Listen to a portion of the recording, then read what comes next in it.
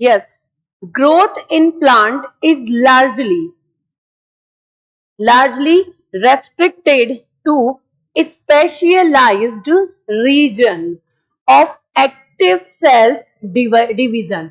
देखिए पहला पॉइंट उसने जो दिया है जिससे हमें आंसर पकड़ना है वो है एक्टिव सेल्स डिविजन। यानी हमारे पास में सपोज दैट हम शूट एपेक्स की बात कर रहे हैं, ठीक है, साइड की यानी कि लैटरल की बात कर रहे हैं, इंटर कैलोरी की बात कर रहे हैं, या फिर हम रूट्स की बात कर रहे हैं, ठीक है। तो रूट्स में और शूट में टॉप पोर्शन पे, ठीक, हम जब division active cells division, specialized region का मतलब क्या होता है, यानी एक पर्टिकुलर स्पेशल पार्ट के अंदर हम या तो उसको बोलेंगे अपर पार्ट यानी टॉप पार्ट यानी कि एपिकल, हम बोलेंगे लैटरल यानी साइड वाला पार्ट, हम बोलेंगे इंटर कैलोरी यानी ब्रांचेस का फर्दर डिवाइडेशन होना और न्यू ब्रांचेस का बनना। मेरी बात समझ में आ रही है?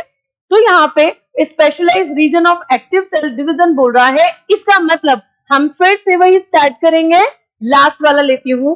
परमानेंट टिश्यू हमने किस में पढ़ा है? परमानेंट टिश्यू वो टिश्यूज होते हैं जो फर्दर डिवाइड नहीं होते, स्टेबल हो जाते हैं।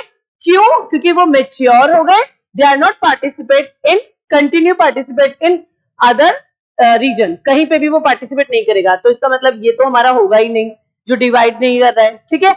अब हम पढ़ते हैं नेक्स्ट, प्रीमोडियम। प्रीमोडियम का मतलब क्या होता है? जब हम स्टेजेस पढ़ते हैं कि आउटर लेयर है प्लांट के स्टेम की और वो क्या कर रही है? डिवाइड कर रही है। तो प्री मतलब होता है पहले, मोडियम मतलब होता है कि वो क्या कर रही है? एक लेयर बना रही है। जैसे आपने पढ़ा होगा बार्क पढ़ा है, कॉर्क पढ़ा है, ठीक है।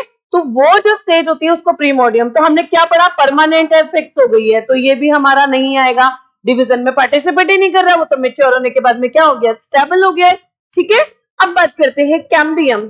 तो कैम्बियम हम बहुत अच्छे से जानते हैं कि कैम्बियम जहां प्रेजेंट होगा वहां पे प्राइमरी सेल से सेकेंडरी और देन वो क्या कर देता है? फिक्स कर देता है। और फिक्स करने के बाद में क्या करेगा वो?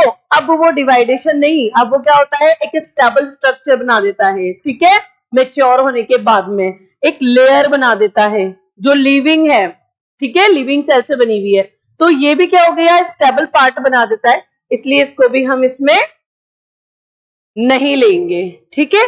अब कौन रह गया हमारा? मेरिस्टेम। और मेरिस्टेमेटिक या मेरिस्टेम, इसका मतलब ही क्या होता है? Continue dividing form. क्या होता है इसका मतलब? Continue dividing